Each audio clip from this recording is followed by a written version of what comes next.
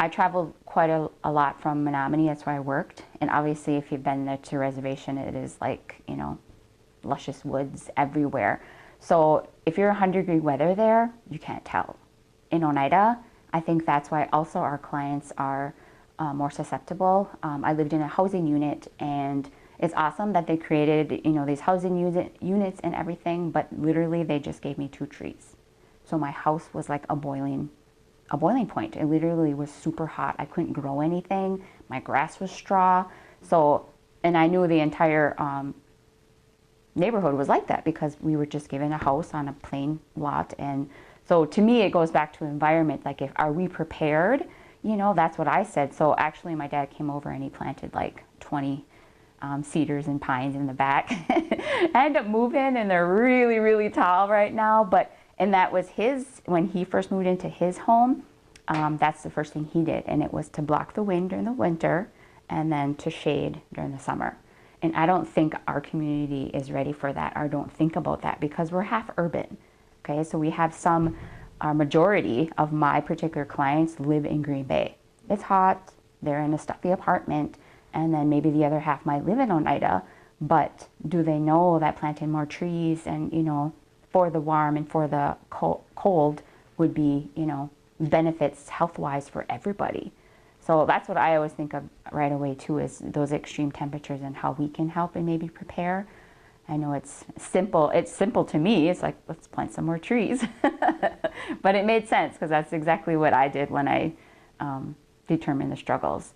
So climate change in general, it just poses, I guess, dangerous situations for my clients because of lack of resources.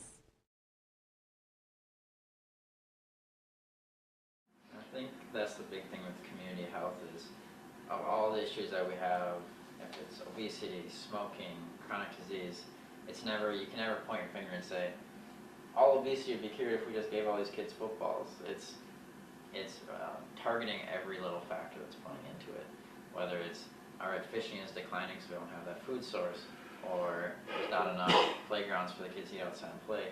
I think climate change can play the same kind of factors that where, is climate change good?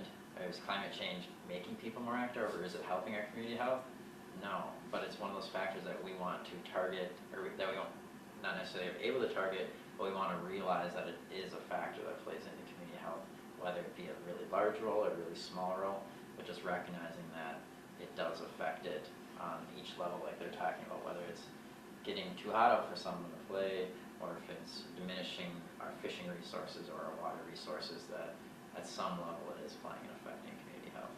Not everyone's 50 years of age, and not everyone has the knowledge of what has happened in the past. Yeah, I can go online and look at the NOAA website and see what the temperatures were, what the lake levels were, but a verbal description of what the land used to be like, because coming in, someone moves in from down south, or it's just a younger person, they don't necessarily know what the land used to be like, so it's hard to have a comparison point. I've been alive for 24 years, what do I know about climate change? It's only been 24 years. So I think it's important to have that knowledge of what the history is about, because as Butch is saying, not just being reactive, but being proactive. You have to know what has happened in the past to make the future better.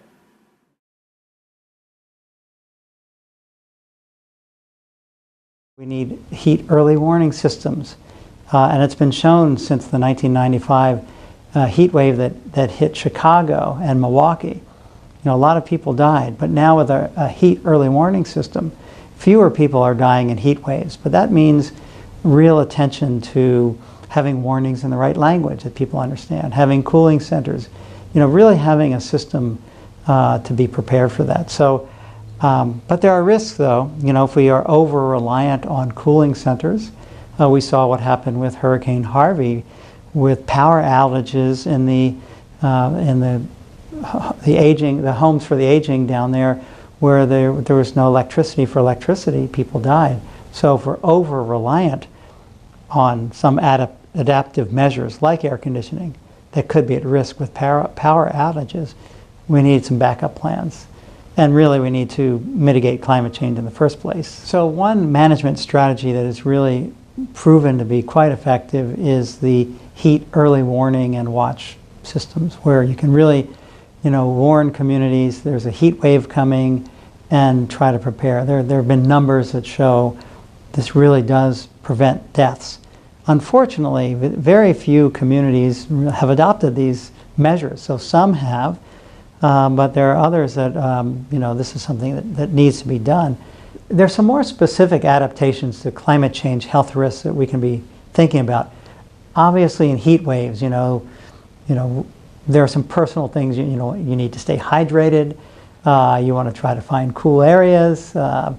These are some obvious interventions. So at the community level, awareness of heat waves, we're going to get more intense and more frequent heat waves. So I think, worker protection, children's sports protection, and making sure, hydration and the programs, people know how dangerous being outside in the heat can be, and having preventions. Those are some pretty important interventions at the community level.